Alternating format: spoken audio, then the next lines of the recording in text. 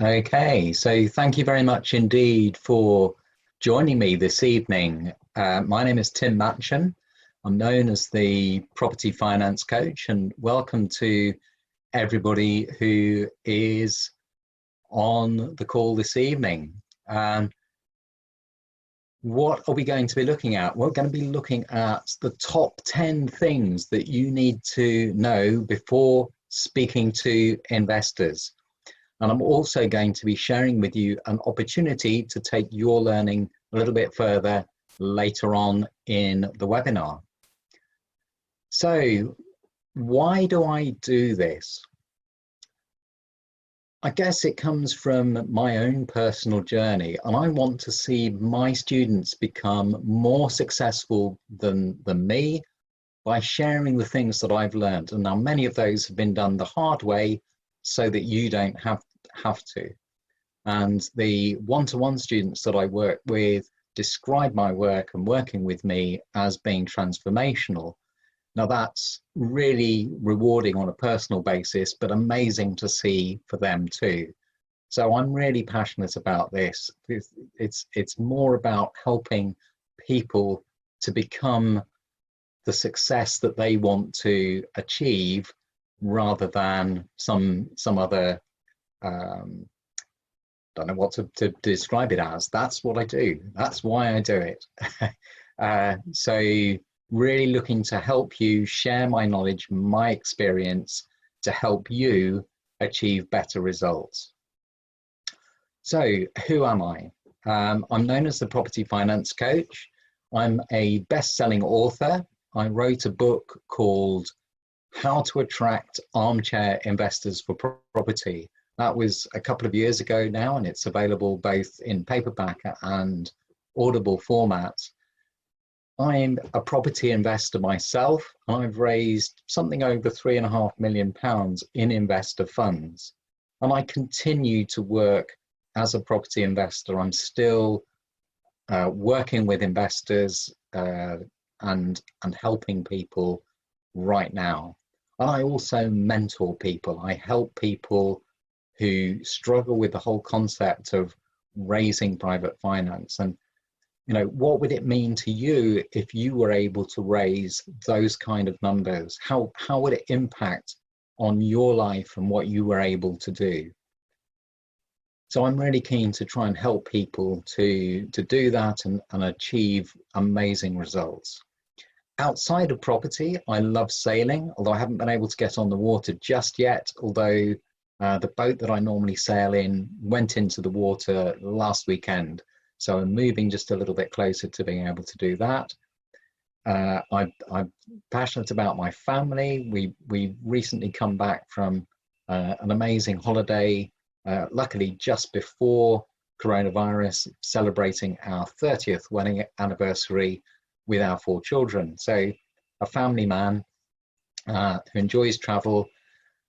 I put golf on the bottom. Now golf, it's a love-hate relationship, I have to be honest. It's one of those things that I quite enjoy going around. I enjoy the social aspects of it, but it has to be said, my golf leaves an awful lot to be desired. Anyway, at the end of this, I'm going to be sharing with you a very special offer. So do stay tuned right to the end. So let's get started. The top 10 things that we're going to cover. I'm going to race through the top 10 quickly, and then we'll go and look at it in a little bit more detail and pick out some of the key points of this. So the first 5 here, should you be doing a loan or a JV? You need to understand what your values are. We need you to understand what you want from the arrangement. Number 4, how suitable your project is for working with investors. And number 5, what your exit strategies are. Number 6, what interest rate can you afford for your investors? How much cash will you need? Number 7, you need to know what the risks are. You need to know what the likely timescale is, and you need to know what their number 1 concern is. And I'll be talking through each of those points right now. So loan or JV, pretty much all of the finance that I have worked with has been on a loan basis. For me, this is the simplest and easiest way to borrow money. A lot of people, when they're starting out, think that a JV is preferable because it's kind of sharing the risk and stuff. And I get that, but understand that something like 85%, that's a huge percentage of joint ventures don't work out. And they don't work out because the expectations of each party are not being met by the joint venture. And it doesn't matter how detailed a proposal you put forward and how detailed your joint venture document is, somebody somewhere will pick a hole in it and find a hole if they want to. And sadly, the longer the document is and the more complex it is, the easier it is for another lawyer to find a hole in it. So I stick with loan agreements because that's nice and simple. With a loan agreement, you know exactly how much money you're borrowing, you know how long you're borrowing it for, you know what the interest rate is, and you know when you're going to pay it back. It's a very simple, straightforward thing. And the FCA, the Financial Conduct Authority, recognize that most people understand the concept of a loan.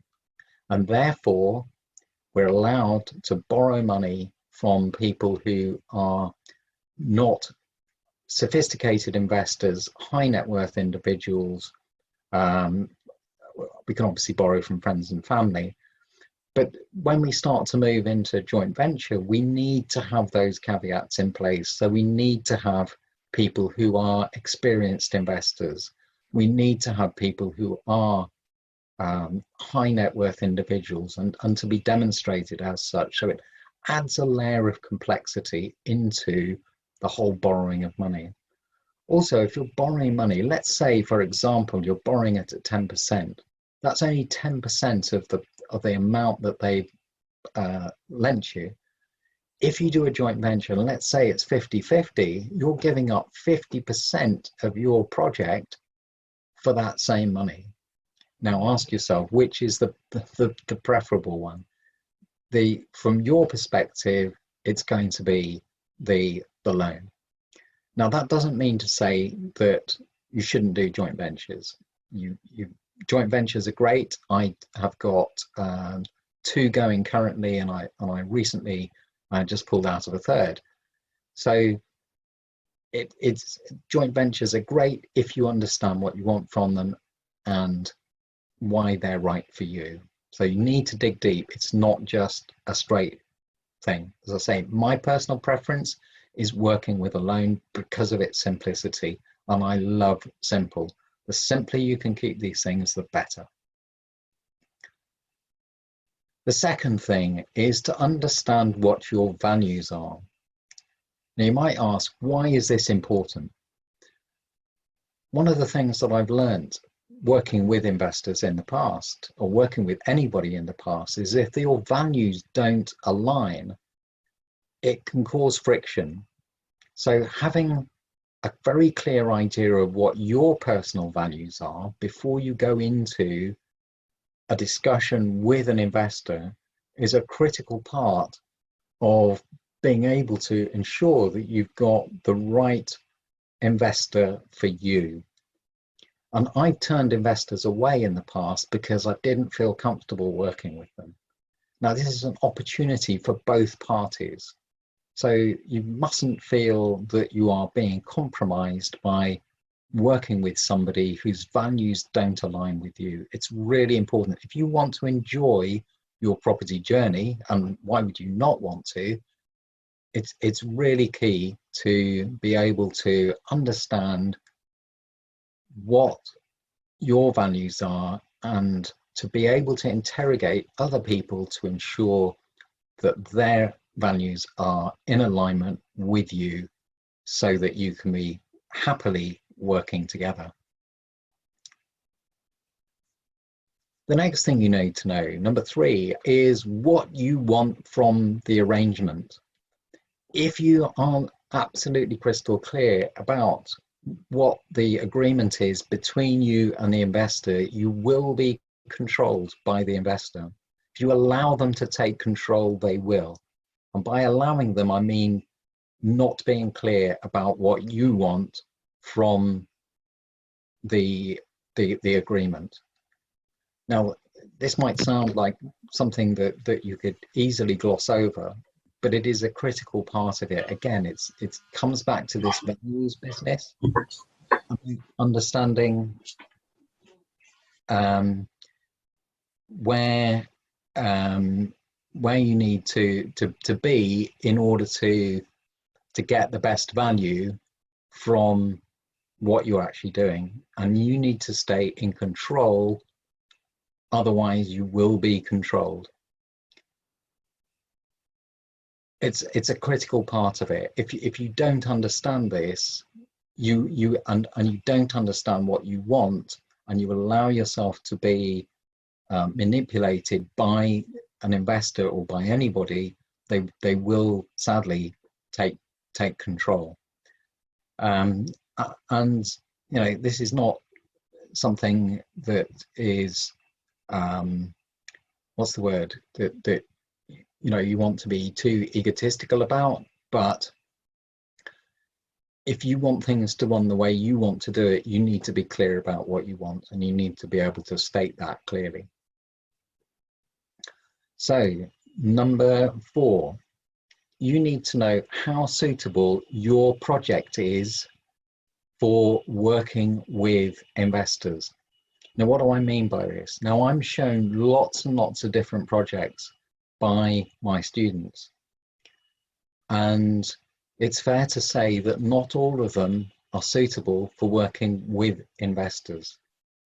They're not adding enough value, or they're not buying it at sufficiently below market value.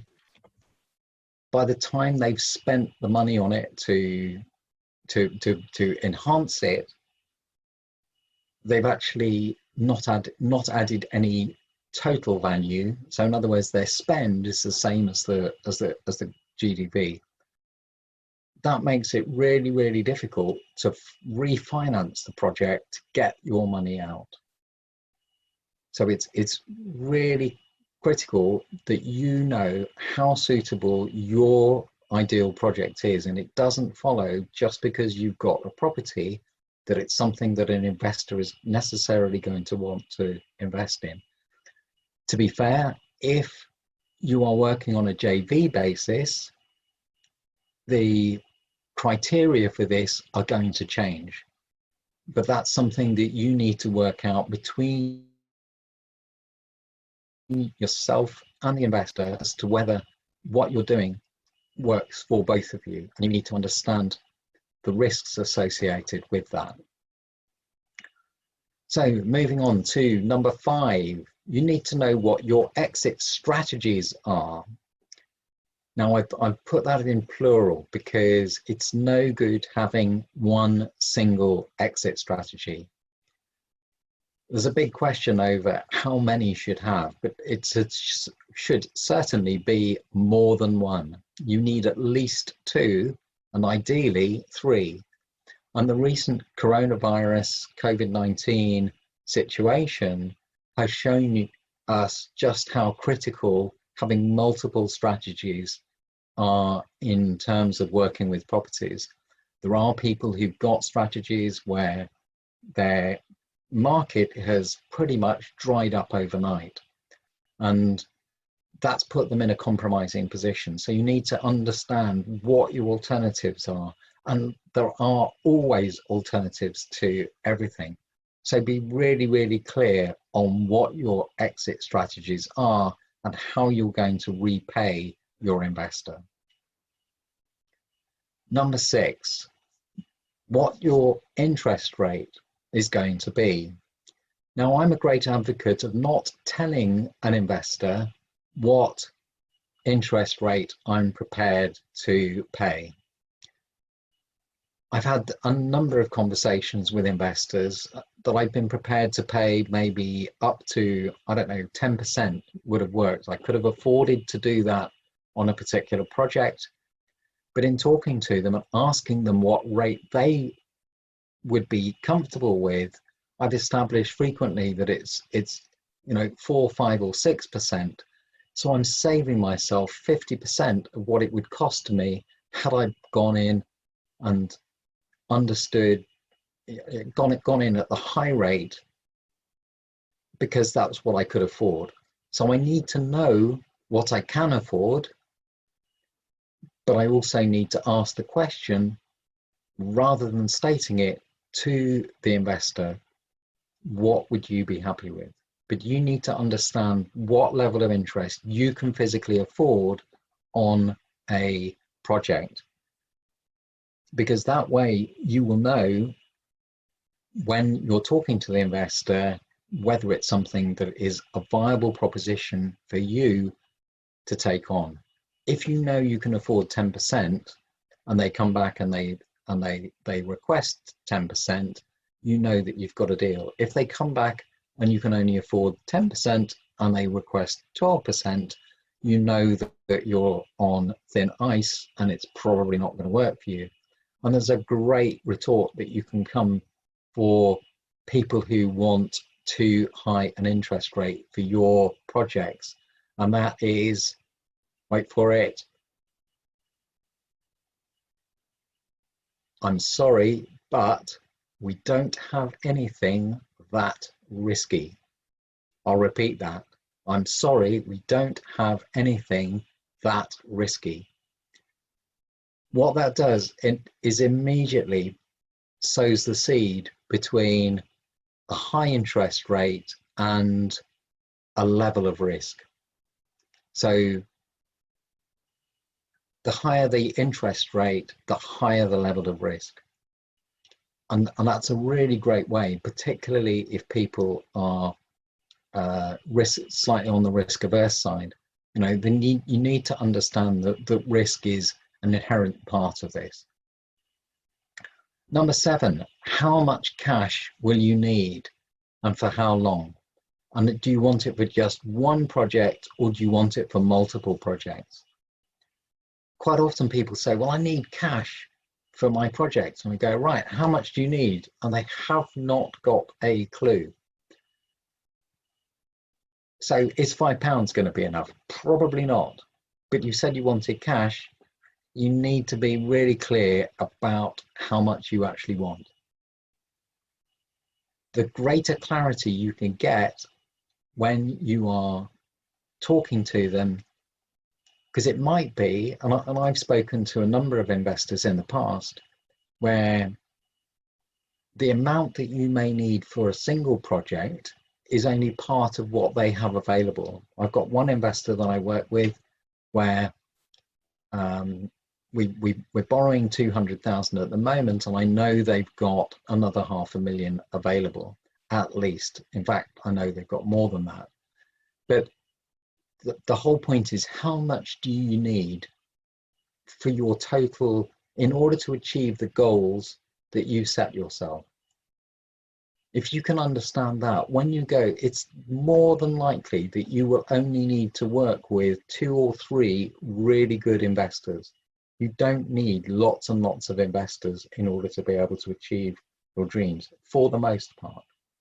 If you've got a good investor that understands how you work and is prepared to keep investing with you, you'll find it's really helpful to understand exactly how much you need and how long you're going to need it for. We touched on this already. What are the risks? You need to understand what they are. Now, any investment, whether it's property, whether it's the stock market, whether it's Forex, whatever it might be, carries a risk, a level of risk, which is why we pay interest. And it's why the scale of interest will largely determine how risky a project is.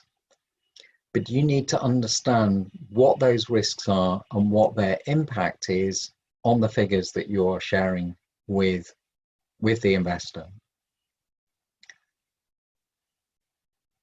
Now, COVID-19 has obviously put a big spanner in the works for a lot of people. I don't think anybody could have predicted that. But it's not so much the understanding all of the risks, it's understanding that there are risks there and having a plan that you can go to in order to mitigate as much of the risk as you possibly can. So how are you managing that risk? If I had somebody come to me and say, I'm sorry, this is a risk-free investment, you know, I'd be running for the hills. It's not what I want to hear. I need to understand that the person that I'm working with understands that there are risks and has got a plan or a system of planning to cope with those risks when they arise. And notice I say when rather than if. In property, we know that things can and do go wrong from time to time. And some of those things are within our control and some of them aren't. And we need to have a strategy in place to help us. And as somebody once said, you know, on the first engagement with the enemy, the plan was rendered useless, but the planning was indispensable. And it's that planning and risk management that will get you through, rather than having a set plan that's the one and only. You also need to know the likely timescale, number 9 of our 10. When will you actually need the funds by, and how long will you need them? Investors, generally speaking, if they have got cash available, ready to invest, are going to want to get it placed as soon as they possibly can. So if you go to them with a project and say, right, I'm going to be ready in 3 months' time, they may be talking to other investors and may actually have placed the finance that you were relying on in that 3-month window. So you may lose that. So you need to be starting a dialogue with the investor about how available their funds are and when you're likely to need them. There may be a case, depending on how much you need to borrow and when you need to borrow it for, but actually taking the cash ahead of the time that you physically need it and paying whatever the interest is, or negotiating maybe a reduced rate until such time as you actually physically need it. That way you've got control of the cash ahead of physically needing it, and you know then that you've got the confidence to go into the deal knowing that you've got the finance there. The other reason I say you need to know the timescale and when you'll need the funds by is sometimes people have funds, they may be tied up in stocks and shares, they may be tied up in 90-day accounts or even 30-day accounts. And if you need that cash by the weekend, for example, having a 30-day account or a 90-day account going to render that cash pretty much useless. So this works both ways. You need to understand your requirements and you need to understand where the investor is coming from too. So now we're going to come to number 10 in our list of the top 10 things that we need to know. And their number one concern, believe it or not, is not the interest rate.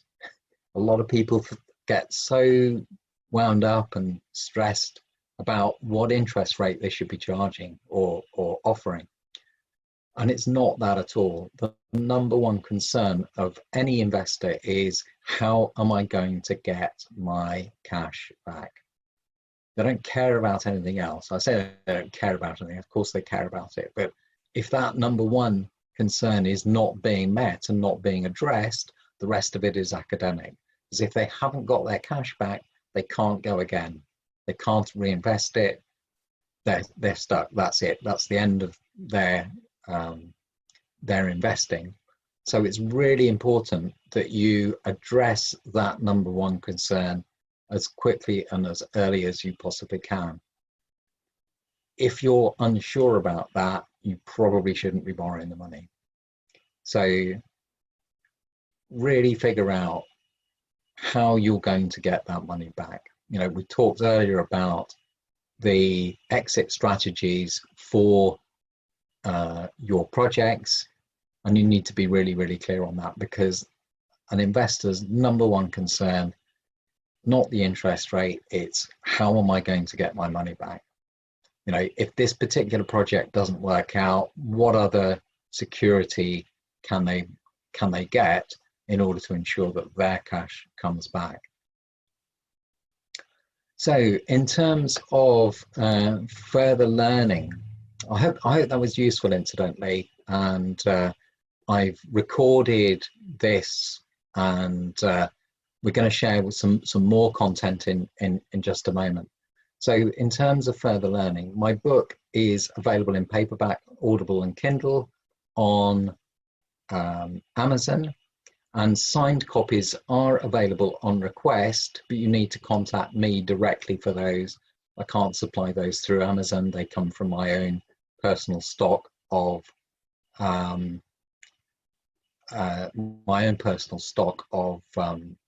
books.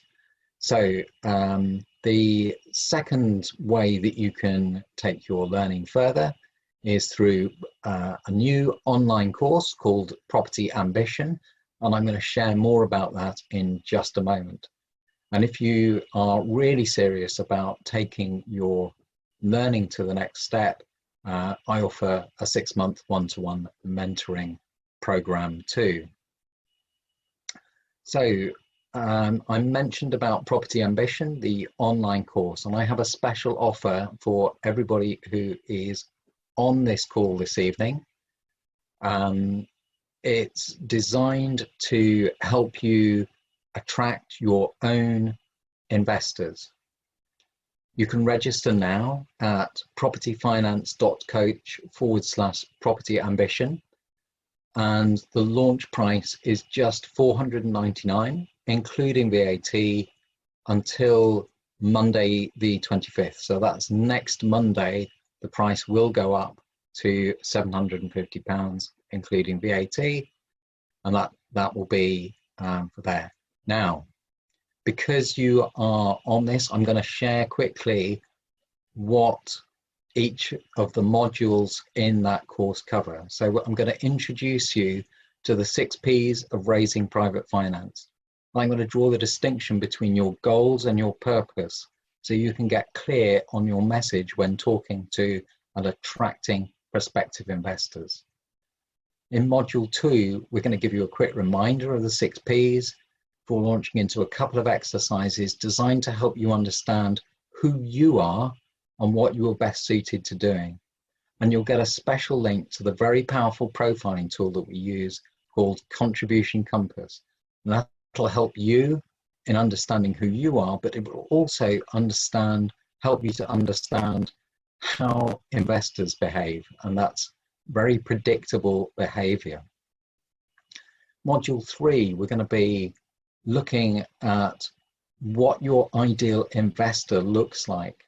You know, we talked earlier about making sure that they shared your values, and there's worksheets and things in that module that will help you to identify the ideal person for you to be working with to make this a fun and happy thing to be doing. In module 4, we're going to be looking at your ideal project. Does it work?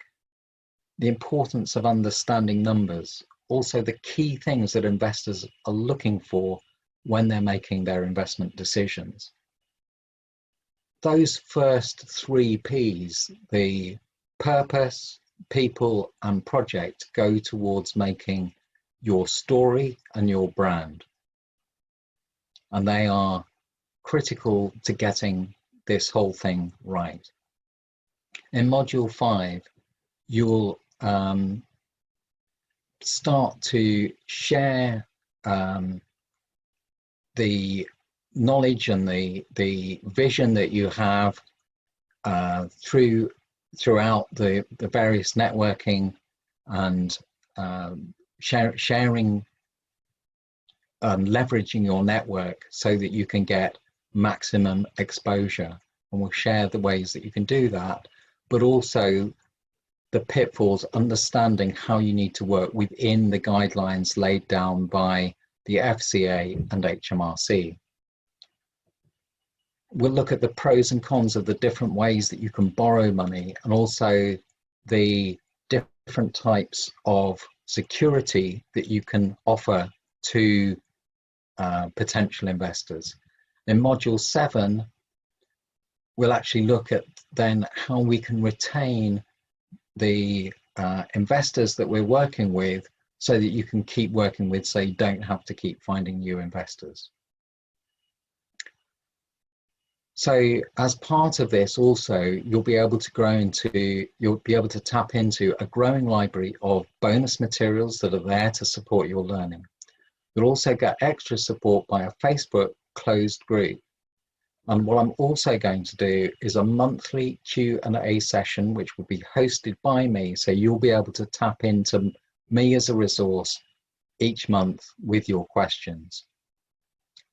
Now, I've got a special offer, as I say, for a launching.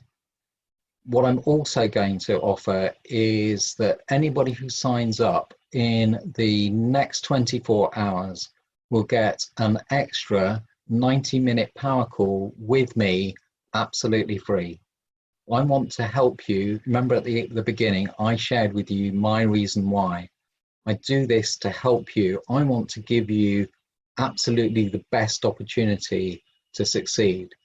So as a thank you for coming on this call this evening, I'd like to offer that to you, providing you sign up within the next 24 hours, and that 90-minute power call will be yours absolutely free. So we've covered this evening the top 10 things you need to know before speaking to investors. And we looked at some of the key elements if you'd like to take your learning to the next level. So as I say, the URL for that special offer is propertyfinance.coach/property ambition. What we're going to do now is go into a live Q&A session. So if you have any questions, I'd be absolutely delighted to answer them. Try and keep them relevant, please, to the topic, and I will do my level best to answer as many as I can while people are still on the call. So thank you very much indeed. I hope that's been valuable for you, and I look forward now to answering any questions that you may have.